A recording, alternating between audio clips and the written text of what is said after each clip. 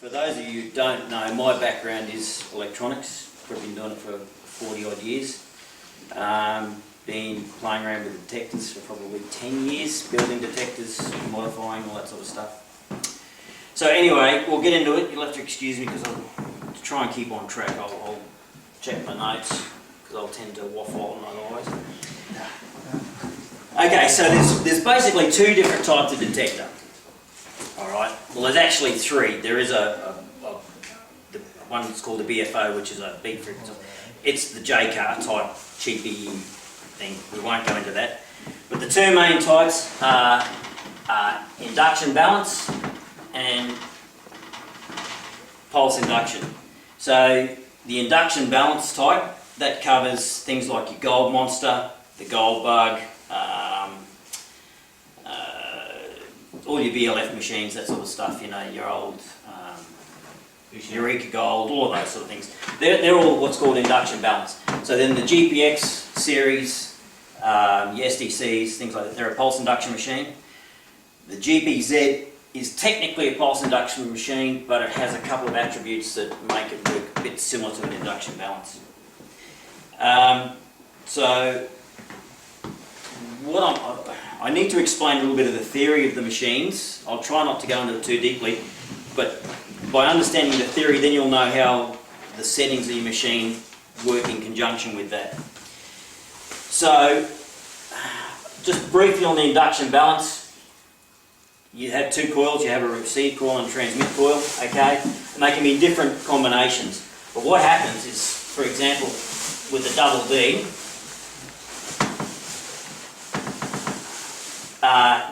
with an induction coil,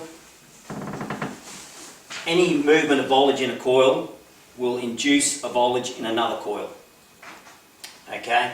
So what happens with an induction balance is they position the two coils so that technically they cancel each other out.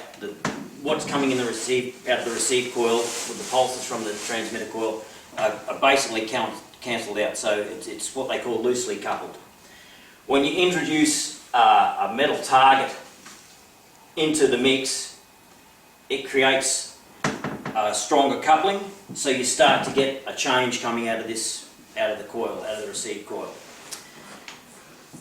So the reason why induction balance machines can do discrimination is they work what's called a frequency base, a phase shift.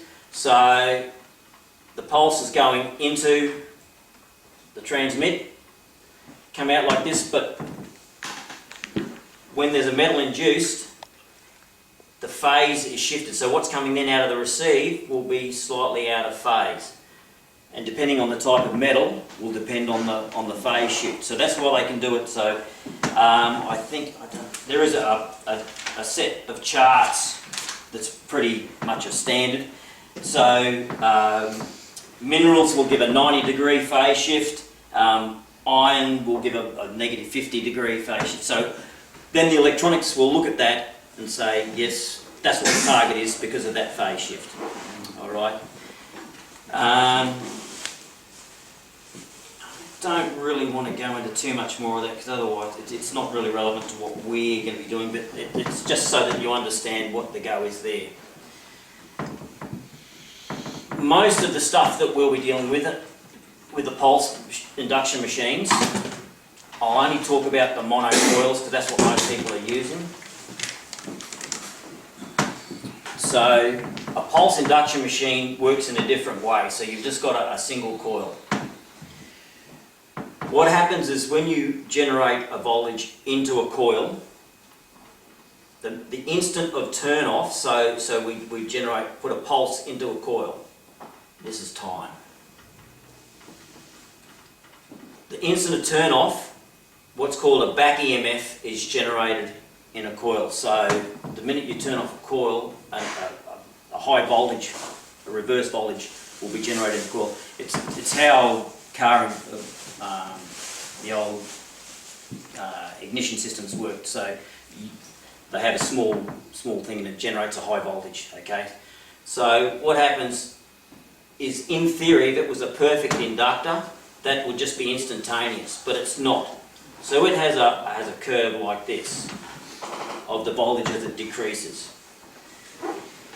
When you introduce a metal into this arrangement, it changes this decay. Alright? So something like iron will change the decay quite significantly. With gold, gold has a very fast decay, so the reflecting gold, the signal coming back from gold decays very, very quickly. So it's only a very slight change. And that slight change is what we're looking for in a pulse induction machine. Alright? So, the reason why pulse induction machines generate better depth than an induction balance is because a shorter pulse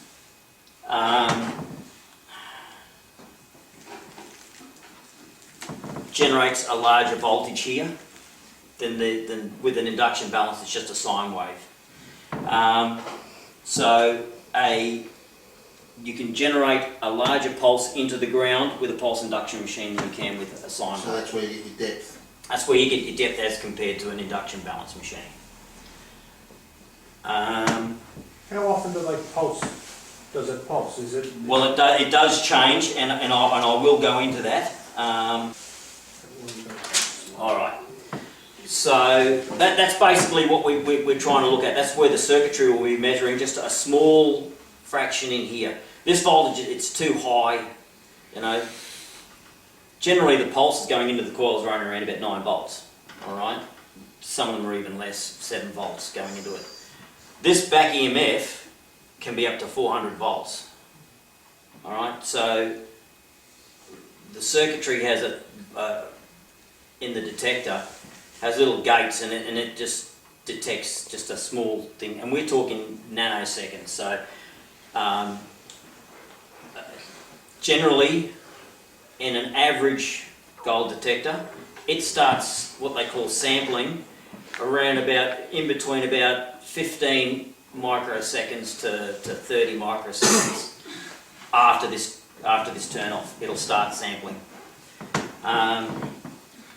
Very fast machines like the SDC, which is why they're so good on small gold, will sample closer. They'll sample around about anywhere between 5 and 10 microseconds after the coil turn off. Because the size of the target, because it's small gold, it decays extremely fast.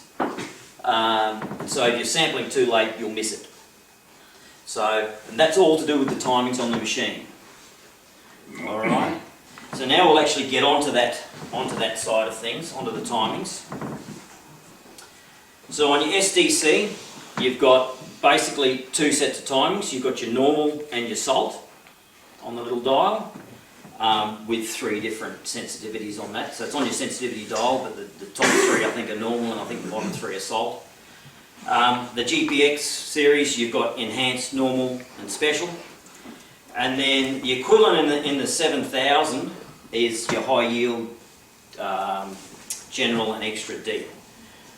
So what they do is, even though I've just got a simple pulse here, with these machines they put a series of different pulse trains, quite an involved series of trains. And I've actually got some here. You can come up and have a look later on. So these are taken out of the 45. These are just a couple of the little pulses here that are on the, when you're using enhanced. And then you can see, as you go into normal, a lot more pulses.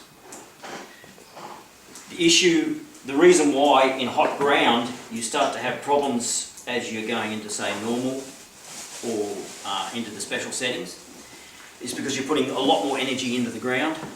So if it's highly mineralised, it's going to be harder to actually read that information out of there because you're just putting so much energy into the ground. So the idea is if it's highly mineralised, you can stick to your enhanced or high yield in your 7000.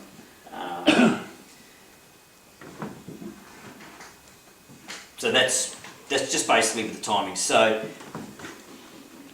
when people say about putting more, trying to get deeper depth and that sort of thing, you're not actually putting bigger spikes or anything like that into the ground.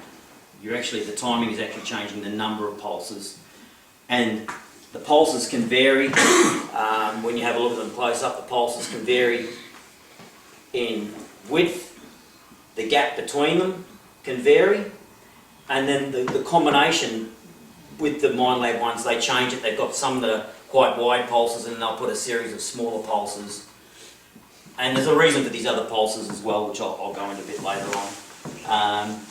But that's the basic of the timing. That's what it's doing. It's changing what's going into the ground into that coil. So then we move to the gain. So I'll just get rid of this. It's the RX gain.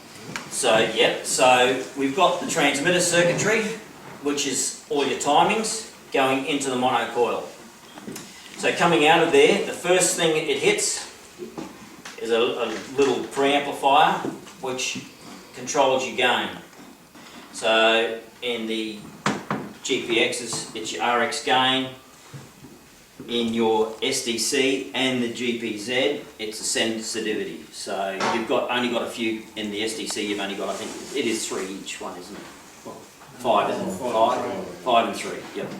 So what that's basically doing is your RX gain is virtually like a volume control for what's coming out of that coil. Okay. It will amplify everything that's coming out of that coil.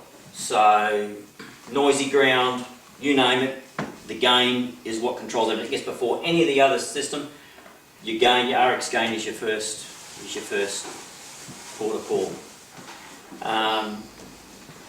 So that's why they say if your ground's really noisy, you can drop your gain. You don't lose a lot of depth. You're still getting your depth with your thing, but what it is, you're dropping off your gain. So you might lose a little bit of depth because you're not picking up those really deep targets, but you're not getting all that noise either. So, sorry, Pat, is it a case of you're not picking it up or you're just not hearing it? Because you won't be hearing the stuff is it's still there, it's still coming in there, but you're just amplifying whatever's coming in. So that noise, you're just not bringing it up. So the information is still there at the beginning of that part of the circuit. All right, so it's still there. Personally, I run things very hot. I know a few other people like doing having their gain up quite high, so you hear everything, you listen to the ground, but it can get quite tiresome to listen to all the noisy ground. So sometimes you can just take your gain down.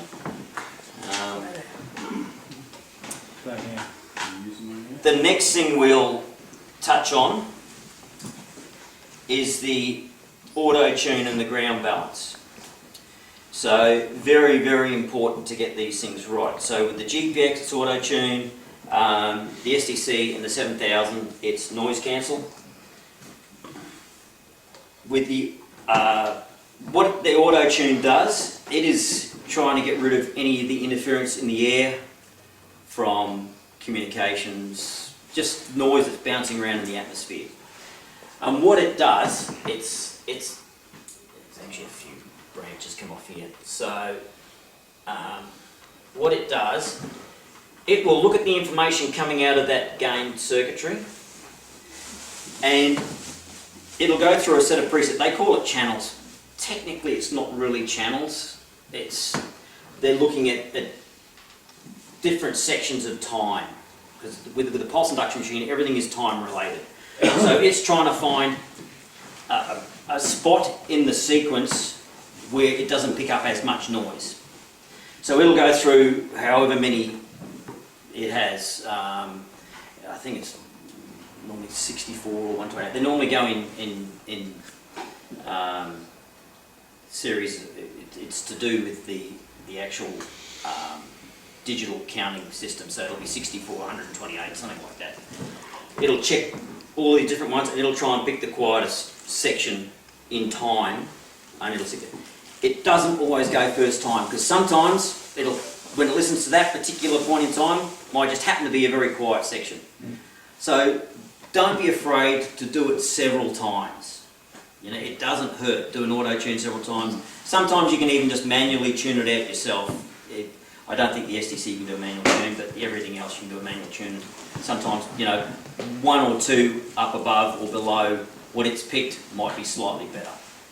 Then what it does, that sample that it picks, it will then cancel out everything else. It'll subtract it from this, what's coming out of here. So all the noise, because all of that EMI noise is in this point here. So what it does, it takes all of that and it'll actually subtract it from that system. So then that point there, we now have a signal without any EMI or earth field effects. There's a few different things that they choose. The earth actually generates a bit of a noise itself. It's called an earth field, and it takes it all out as well. Then the next thing we've got is the ground balance, and it works in the same way. But what it does, the reason when you're bouncing your coil up and down, and with the 7000, you're moving, you're waving your coil around, it's taking different samples, and it basically gets an average of that ground sample, and it will then also subtract it from this. So in theory, what you're left with is what's coming in here is you've got your target, you've got EMI, you've got ground noise. So all of these then subtract it. So in theory, what's all that's supposed to be left is your target. Theory is wonderful, doesn't always work quite that way. There'll always be some noise, but the importance of it, the same with ground balancing, do it a few times. With the GPXs, you can use the, I don't know whether anyone knows about the special ground balance mode, alright? So basically you have it in fixed, you change it to special ground on the thing, you do your, you change it then to tracking, do your pumping, then you flick it back to fixed. Alright, sometimes that'll work better, just sometimes.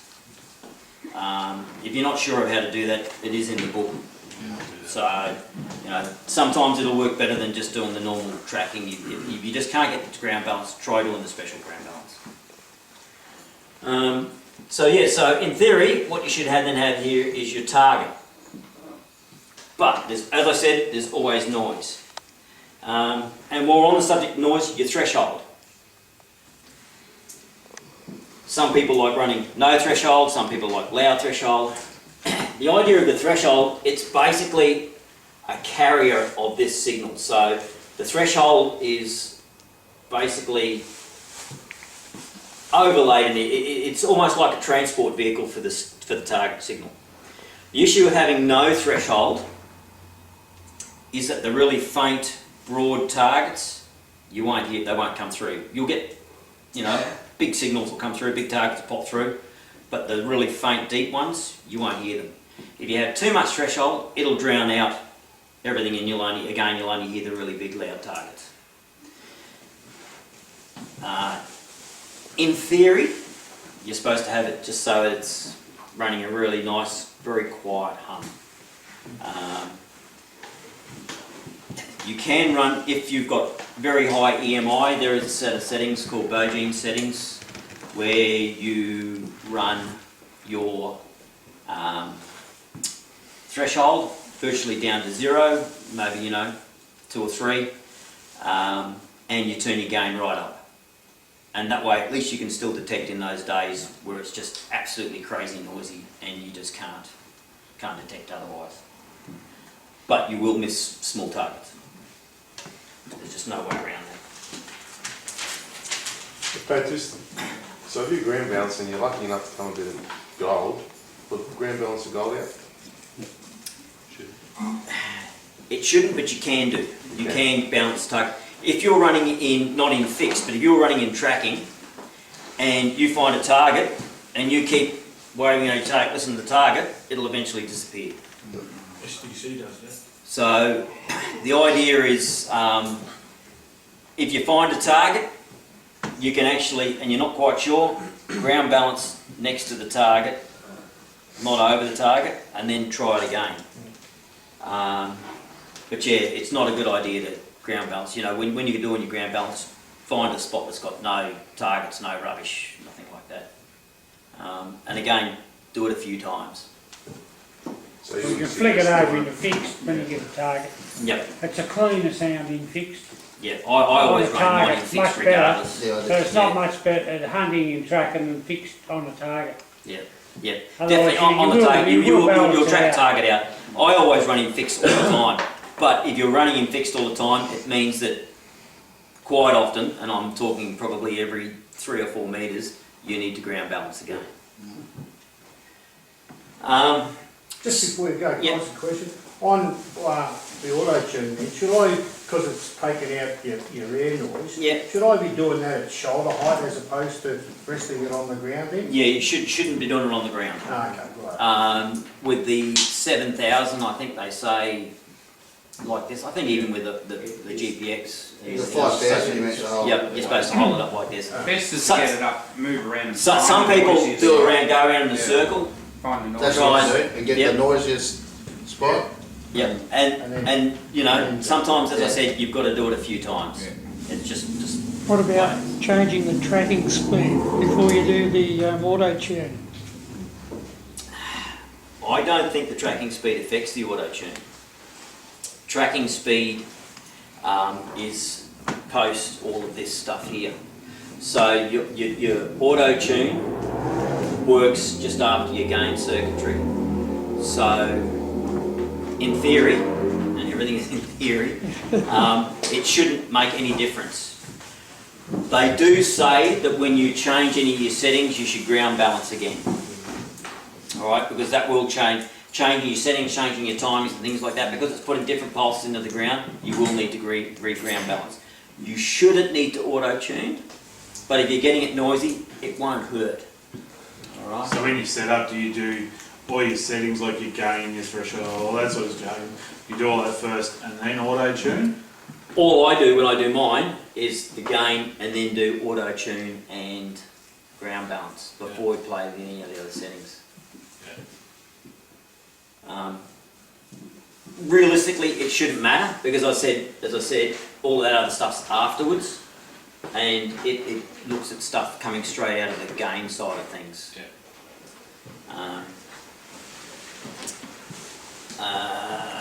Do most machines work the same, Pat, like the 4500 when it remembers the last lot of settings you had? Yeah, but even remembering last settings, it's ground balance and auto tune. You still got to redo. Yeah, Yeah. but so you shouldn't really need to be touching your settings, you just instantly do an auto tune, wouldn't you? Depending on whether you're in exactly the same spot, because your ground's all different. Okay. So yeah, you really need to.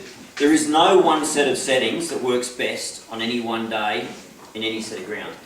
The settings I use this weekend in spot X may not work next weekend in spot X.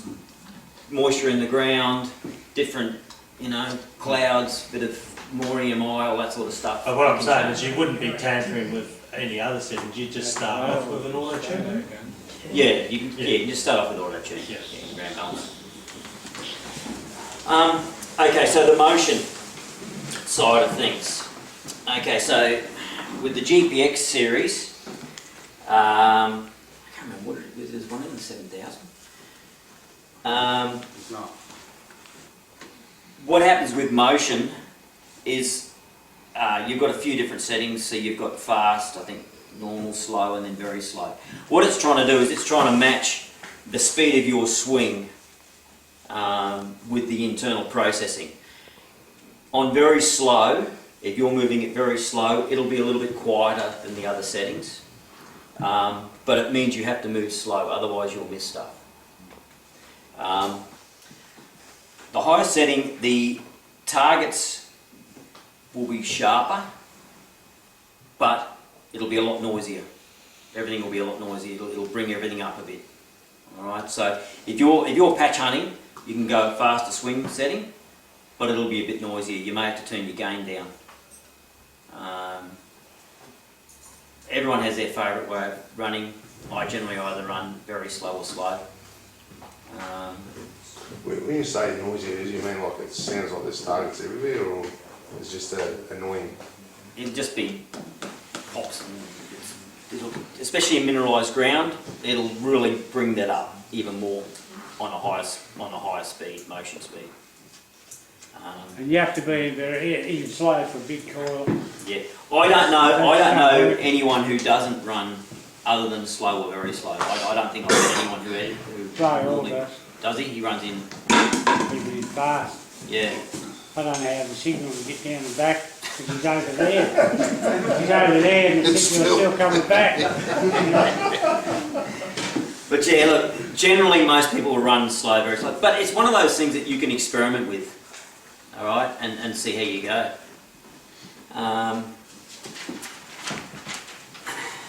So another set of settings, GPX audio tone, 7000 is threshold pitch.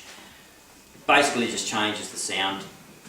Some people respond better to higher pitches, hearing's going, things like that. You know, you might want a lower tone. That's personal preference. It makes no difference whatsoever to the way the detector works or picking up target signals. It's really down to what you can hear yourself. Okay, the stabiliser on the GPX, the equivalent in the 7000 is audio smoothing. I have a bit of a thing about people using the stabiliser. My personal way, basically what a stabiliser will do. So if you've got your signal, you've got lots of ground noise and a target, you know, lots of ground noise and stuff like that. What the stabiliser and the smoothing will do was it'll push all of these and just compress all of these and make them just nice and smooth like this. But in doing so, it will also chop the targets slightly. Alright? My personal thing, and I'll probably get in an argument with people over this, is adjust your gain before dropping your stabiliser right the way down. Your stabiliser is right on the end and your smoothing is right on the end of it. You really want to be cleaning up what's in the beginning, not just squashing everything at the end. It's another filter too, isn't it? It is another filter, and you will be taking targets out. If you run your stabiliser, it's a bit funny the way they have it. So the lower the stabiliser, the more it is actually compressing and squashing the signal. So I actually run my stabiliser quite high and play around with the gain and try and clean up the signal in the beginning. But again, some people don't like hearing all of the noise of the ground. I like it talking to me, so I run it quite noisy. But some people can't. That way, if people are like that, you can drop that stabiliser down a little bit. But just be aware that if you take it down too low, you will miss faint targets and deep targets. Just to clarify, Pat, is low like heading towards number 1? Yep, that's, yeah, so what... High is... Yep, so if you've got it right down to 1, you're doing maximum compression and squeezing that signal and you're losing all of those little very faint bits So and it pieces. says on all the tutorials that I've seen, 14, like your RX will be on 14, you go too lower. I don't even know where that came from. I I have no idea where They that's say ever your come from. stabiliser shouldn't be run, in GPX any lower than 9, I think. Yeah, well, I think the reason people got this to either side is because the factory presets, I think it's to either side, and I think people just like to stay that way. The issue is people are saying, then in that case, they're dropping their gain right down. So say it's noisy ground, so they drop their gain right down. They're bringing the stabiliser down as well, way down. In actual fact, you really want to bring it the other way. If you're dropping your gain down, turn your stabiliser back up a little bit. So if you turn the stabiliser up and you get more noise, you then need to turn your RX down to counteract that. You should be doing your RX first. But isn't your RX then going to lose some of the depth? No. Should I turn that down? No? No, if you've got too much stabiliser, you'll be losing depth. So what's your stabiliser go to max? Like 14 or 20? Yeah, look, Which ones? Basically, play with all your other settings and do your stabiliser last. So when you start up, you have your stabiliser right up at 20. Okay. Yep. 15 or 16 or something like that. Yeah. Because I generally run it that high anyway. Yeah. And then with the 7th, when I had my 7,000, it was either off or sometimes if it was really, really noisy ground, it'd be a low, but not very often. It was nearly always off. I don't think the SDC has anything like that on this, no. Okay, so the next couple of things, but just in the GPX to start with, the signal setting.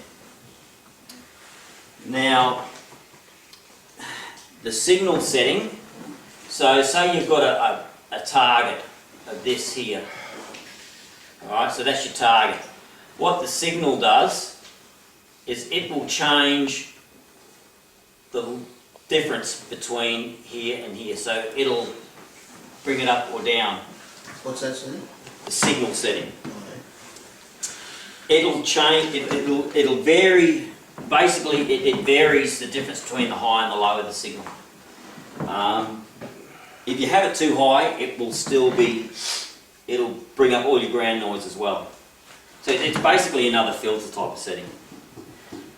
Where's that? That's in the back end too? That's again up in the end. I'm not sure whether it's after the stabiliser or before the stabiliser. I think it's before the stabiliser.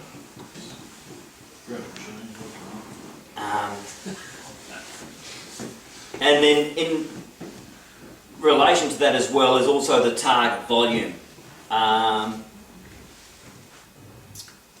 So the target volume is the overall strength of the signal.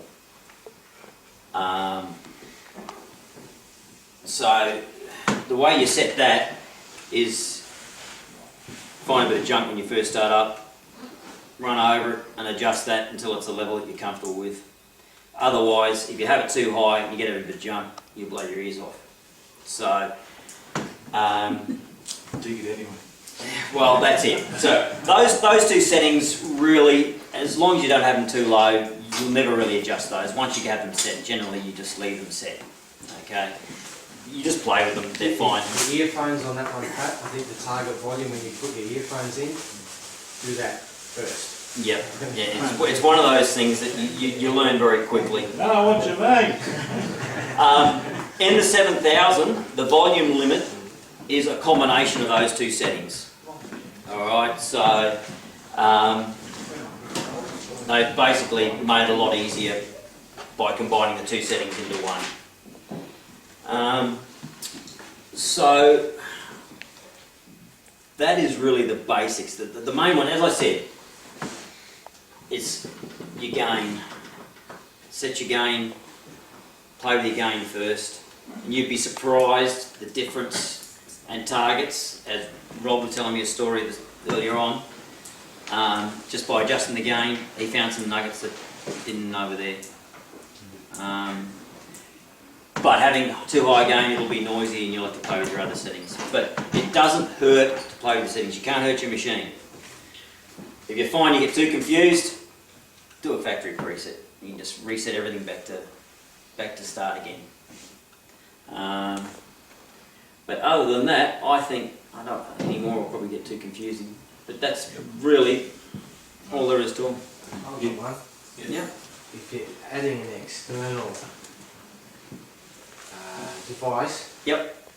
that's amplifying or enhancing the already electronics of Yep. the signal from the different coil and all the different settings that Yep. you have, how does the external device adjust or help the factory settings or any settings that you put in?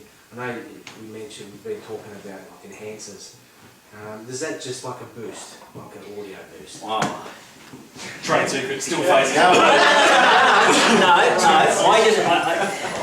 I don't want to be just pushing my product, okay? So most boosters will just basically amplify whatever's coming out of this. Alright, so all your ground noise, everything whatever's coming out. A booster will just make everything louder.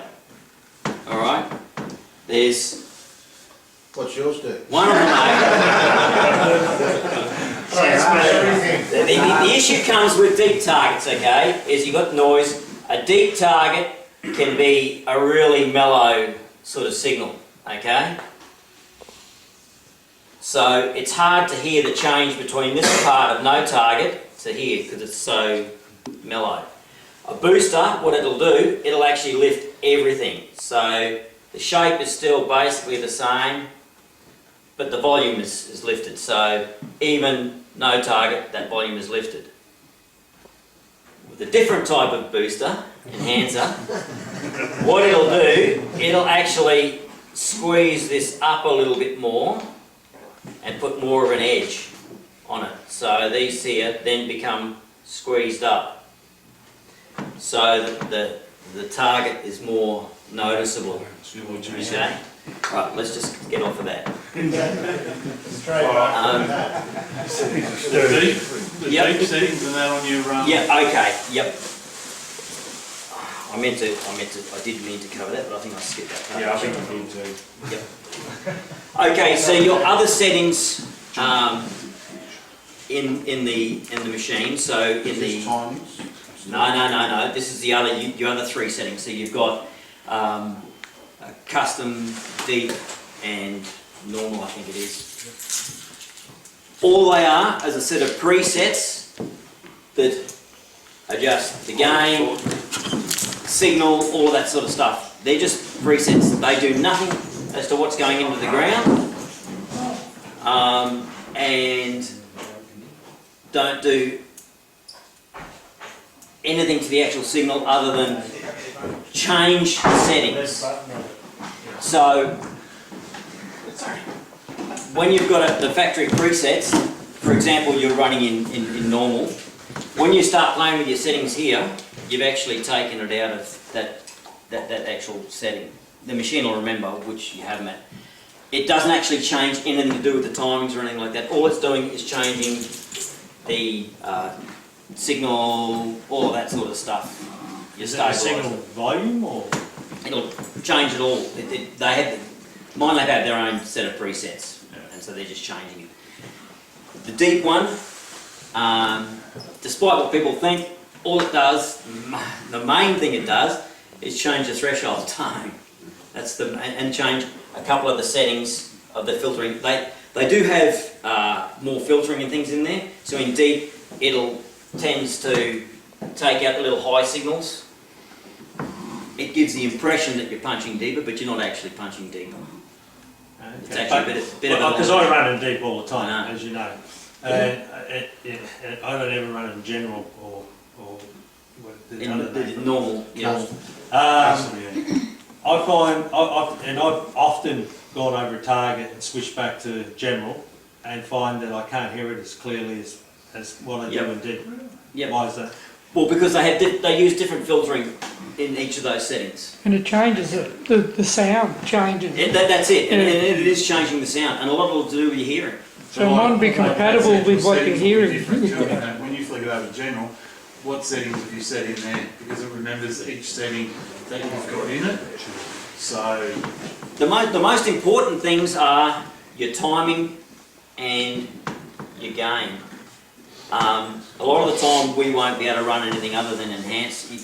Not many people can run general without really turning the gain of the machine right down. You mean normal? Normal, sorry, yeah, normal. Because our ground's just too hot. you're talking about two different ones there, because general, deep and custom. Yeah, they're not timings. No, but that's on the front, one toggle. Yep. And then you've got on the other toggle you've got special normal Enhance. and enhance. Yep, that's your timings. Right. They're the most important one of the lot. Okay. So those three control what is actually coming out into the coil. Right. So the timings control this is to do with your timings. So which one effectively punches deeper, special, normal, or enhanced? Normal will punch normal or special. because special has, I'll show you on here afterwards, but special has a similar number of pulses going into the ground as normal, Yeah. but at different intervals and different widths. Okay. But special could be... And special you can play with it, there's like 4 different, there's salt and all that sort of stuff. But I've actually got them all on here, a picture of them, so you can actually see what the differences are between them.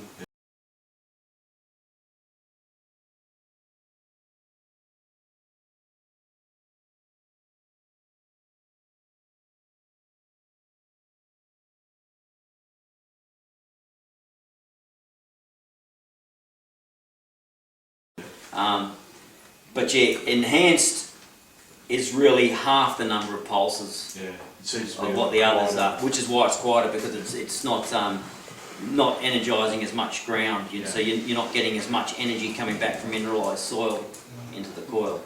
So going, if you're in deep, if you're running it in deep, and then you flick the other one into enhanced, it's no different than running general and normal. The deep, 2 totally different things. Yeah. So the deep side of things, all it's basically doing is putting different filtering and a deeper tone on the end here, whereas the other one is changing what's going in. Yeah. Okay. So no matter what you put, if you're running in normal, I'm getting all confused now, which is which. They call them so similar. Okay, so going in, you've got enhanced, normal and special, that's right.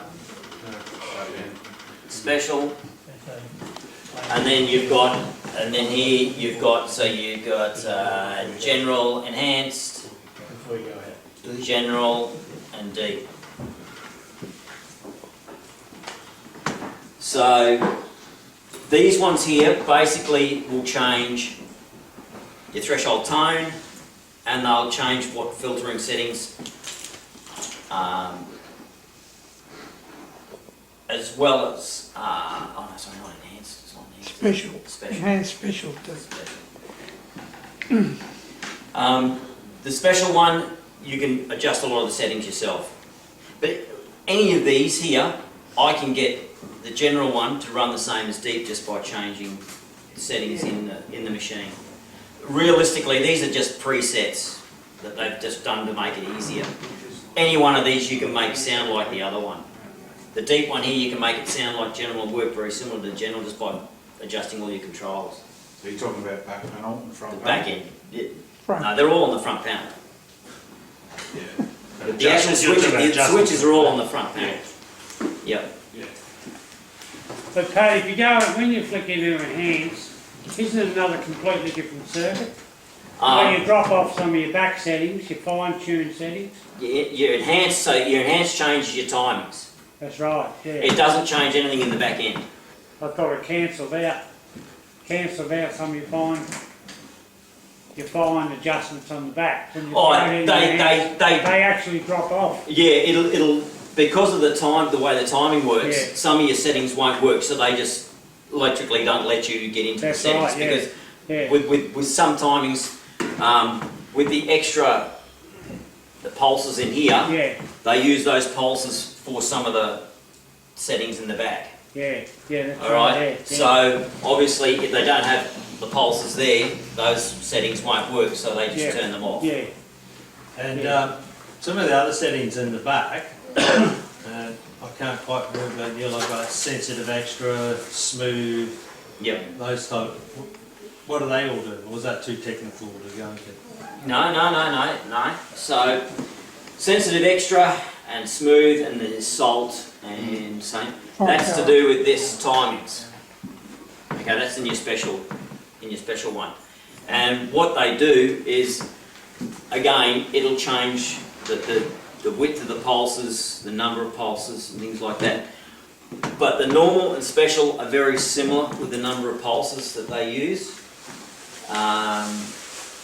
Even the salt one, it's really hard to run in the mineralised ground, even though it's supposed to help a little bit, it's still quite noisy because just the amount of energy that it's putting into the ground.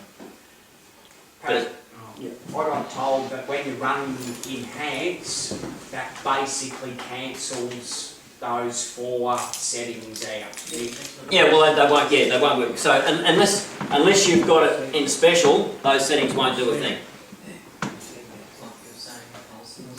So that, you know, for that series of settings in your machine, you have to have it in special. Very few people will ever run it. In Victoria will run special. A few will run in normal, but not a lot of people run in normal. But if you get into hot ground, you can throw it into sharp, because it's a faster pulse. And you Yeah, can keep your RX going up, so you're not really losing much and you can still work the ground. Because that's really the way to go. It's a lot faster pulse. yeah, but that's not in the special. That's not in special. No, I'm just saying. That's actually If part of you're the filtering. enhanced and it's hot ground, so you're not going to lose much step. Yep. Because a lot So faster seems cut through the ground a lot better. That's to do with the another rock filter on the generating the back. signal. So that's another. I didn't cover that because it was another. It's actually another set of filters on the back end after all of this again. Yeah. So you've got sharp, you've got quiet. It's 4. Yeah. Basically, what they do is the sharp will sharpen these up, the quiet will smooth them off. Yeah. See? That sort of thing. So again, it's post processing. Towards the end, it's another thing that you can play with. Again, But it does work, so it's beneficial to know that's that. exactly right. Yep. You know, for everyone to know that. They think it's too hot to detect on. Well, it isn't really. You If you can want to change muck what you- around with it, you can still detect on it. You know. That's right. You can do. There's a few things. If it's really too hot, you can turn your stabilizer down. You can change the audio settings so that it's on quiet instead of sharp. Yeah. Again, the opposite to it. If you're finding you've got everything quiet, and your gain isn't too low, you can change the other settings up. So you can make it sharp. You can even use the audio boost if you wanted to, all that sort of stuff. But it gets quite noisy then. So the stabiliser actually works backwards, doesn't it? Yep. Yep. Can I offer one tip when any time you guys are out there, anywhere near me? Run and cancel, alright? It's the best setting. On that, Got to take it in the back. the cancel has no bearing on a monocoil. It'll do nothing except you just won't hear anything.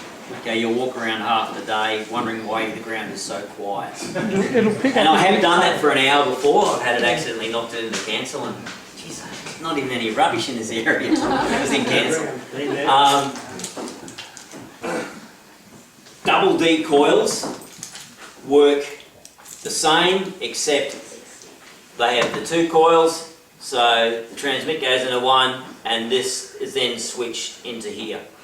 Now the reason why they're a little bit quieter is because of that nulling effect. It cancels a little bit of this ground noise stuff out as well. But because of the shape of the coil, you don't get as deep. So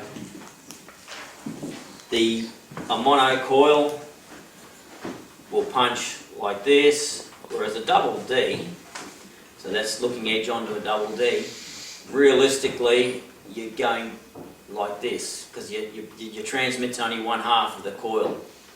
Alright? So you won't punch as deep as a mono coil. But if your ground is really noisy, a double D can help. Is double D's meant to work better near power lines? Is that the one? Yeah, because what happens is because it's consistent background noise, the same with the ground noise, the way that the 2 coils are coupled together, they will automatically cancel out some of the noise. It's just the way that the coupling works in the coils. Can you run a double D on a PI, or is it just a PIF? No, double D. Yeah. So the GPX is you've got double D setting on your thing, so you just run a double D. You can also run a cancel. Use the cancel function. It'll only work with double D. It'll only work with a double D. I found with a double D you could pinpoint the targets better than a mono. A mono, well, yeah, because with a double D, so the double D there, this part here is basically where you'll get your target. So it's like a blade running down. So whereas with a mono, it's like a cone. With a double D, you've got like a blade, so it's a lot more accurate to try and pinpoint. But yeah, you haven't got quite as much depth. I believe aluminium as a target, I think I've got it right, gives you an inverted signal. So the sound when you hit aluminium will actually go down and then come back up. That will depend on the size of the target, the shape of the target, and how deep it is. The reason why we have so much trouble with aluminium is because, as I said before, with when the pulse goes into the ground and you've got this decay, okay? So gold will have a very slight decay like this. Aluminium is nearly an identical decay. It decays almost identically at the same rate as gold, which is why it's such a pain. What about lead? Lead actually decays a bit more, so which is why it really screams, and it's easier to pick up than gold. Even though the weights are similar, the decay rate of lead is a bit slower than gold. Gold decays very fast. So, any other questions? No? Some of the brighter coils, like these lit light coils, Yep. they're a lot harder to work in hot ground. Yes. They pick up that much information that it's just a big mumbo jumbo. You get back on one of these old commanders, they're terrific. Yep. You know, So- whoever these commanders, great coil. So just so people understand the difference between these type of coils and say the commander coils, when they make these coils here, they actually lay the coil, the wires are flat and they're actually wound like this. Okay, it's a bit exaggerated, but they're laid flat so that the coils are wound flat-wise. So as the coil goes around here, it actually sort of comes out so it's nice and flat. With the other type of coils, they're in a bunch, okay, and they're wound in a bunch. The reason these are more sensitive is because they've got a greater surface area with the actual coils, which is why they're more susceptible to ground noise as well. So if you're finding it really noisy, you can try one of the other type of coils. The other coils are fantastic. The commander coils are a great coil. Yeah, They'll still find lots of gold, Yeah. especially if it's really noisy. If you're really struggling, flick back to one of the other coils. You don't have to use the U-boot coils to find gold if it's really, really noisy. Or you can try a double D. Use a double D coil. You know, a lot of the ground that we go to is reasonably shallow. Like it's not really deep ground, so you can get away with it with one of the double D coils, especially if everyone else is struggling with noisy ground. That's it. So back on the Very arrows, good. going On the with the game. threshold. Yep. So you could have your threshold higher than your gain. The threshold. Not your threshold. You your stabilise. stabiliser. Yes. Yep. You sure can. Yep. Yep. Yes. Definitely. Freaking YouTube. Well, Walking around for months, yeah. it's a bit like the sort of everyone just follows what's been done Yeah. before, and people have found gold with those settings. So, how many people do you know never ever change the settings in their machines? You hear it all the time. I never ever change my settings ever. Well, you should be changing your settings. Your ground conditions change. Ground changes. Everything changes every day, even in the same spot of ground. Everything changes. And the other thing to do is, if you've been over a bit of ground and you think you've got all the gold, put a different coil on. Change different settings and you'll find targets. A friend of mine over in South Australia, Nenad, who's phase technical, he keeps going back to the same bits of ground with different coils, different settings, and he's still pulling gold out of there all the time. And he's been over them with all types of machines. So, It's not much down on the bottom of the coil, it's just like running your finger in the sand, isn't it, at the end of the cone. well, that's exactly Pretty right. easy to miss it. Unless it's setting off a great halo around it and it's a big enough lump, it won't breach into the other pattern. Well, that's the thing. So you've got to remember when you're swinging your coil. So, as I said, you've only got this cone section here. So if you're swinging a coil, so you're searching a bit of ground here. If you're swinging a coil like this, if you're walking along going like this, and that's your coil here, okay? So, you know, you're sort of covering the ground. You're realistically at any depth. Your search area is in this, just in this area here. You've missed at depth all of this ground here. The idea is if you're looking for deep targets, you have to really overlap your coil, and work the ground very slowly. So when you're overlapping, when you're going backwards and forwards, that's your coil there. You want to be overlapping like that. Oh, wow. So half. You really, I mean, it takes to work a bit of ground. You could be all day working a 3 metre square bit of ground. You could be all day just working to work it properly. Or ideally, I suppose you could change the direction you come from. Yeah, well, a lot of people do that. So you'll see they'll work this way and then they'll go back this way to try and cover anything that they've missed. We noticed that in Perth, don't you? When you put the chaining, you should be following on someone's patch where they've chained it. And Then they don't get it. No, that's exactly right. The chain marks going up. So you know, even here, even the section here. So if you were swinging your coil, following it around here, and then going back this way, there's still a section here of miss, or just on the, you know, like you'll miss spots. So it's never all gone, and no one gets it all. No matter what they say, no one ever gets it all. Oh, except for Diggy. They can move, I mean, branches can push it up, tree roots, anything. Oh, that's it. Within 6 months too, you know, you've had a few rainstorms and things like that, take a couple of millimetres off the top, that's all it can take. I've got one quick funny story for you guys. Last weekend when I was out, right next to a tree, I got a signal, and I was digging down, and I had to dig sort of under all these tree roots. I spent probably a good hour digging this hole, and then right next to it though, a couple of feet away was a rabbit hole, and I thought, what would be the chances? And I finally got down to this target after about an hour of digging, and there's a squashed up beer can that someone must have thrown down the bloody rabbit hole, and it travelled under the tree roots. Worst bloody thing. People push them up there with a stick. I dug that much of this tree out, I was waiting for the tree to come down. Down there, I'll burn out trees, Drop the board in it. Any other questions or anything like that? No? Yeah, wait till Sunday. Well, that's the thing too. On Sunday, if you know, we can go through a few of the settings and things like that on Sunday. That's not a problem. At lunchtime, we can. And I've got one more on the auto tune. Some people I've heard don't use it at all. Is that advisable or? No. No. Machines always. They don't use it.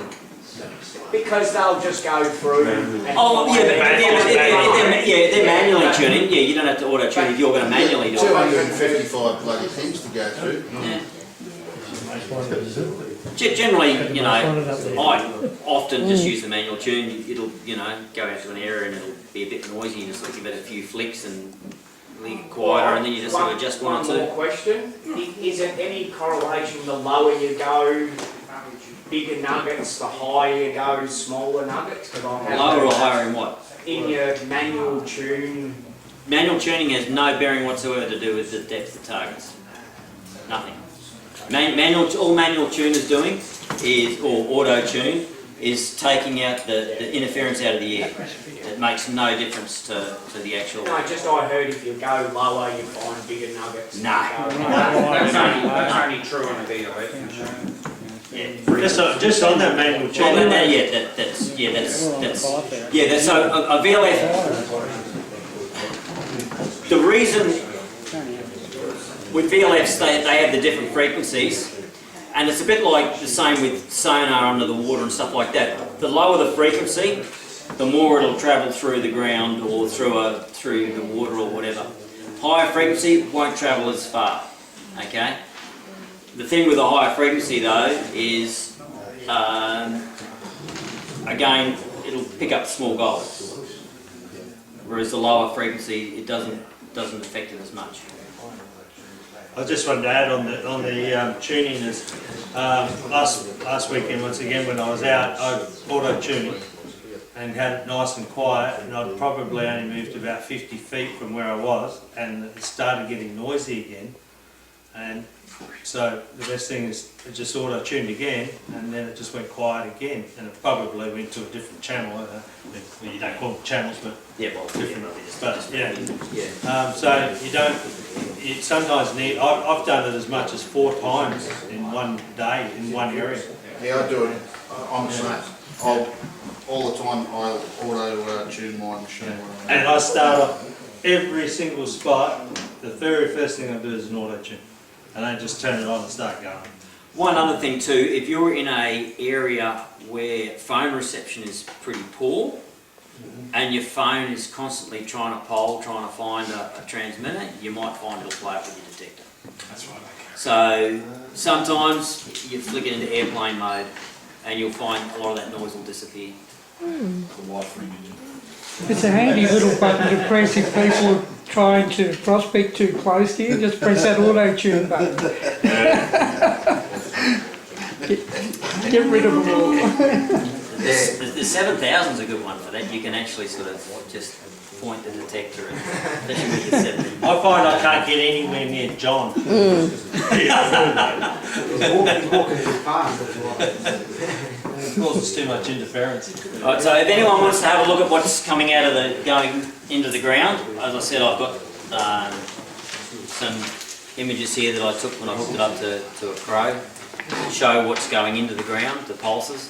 But other than that, hopefully you all learn a little bit. You're going to post the video up there? Sorry? I will, I'll edit it and yeah. Thanks, Pat. Thank you.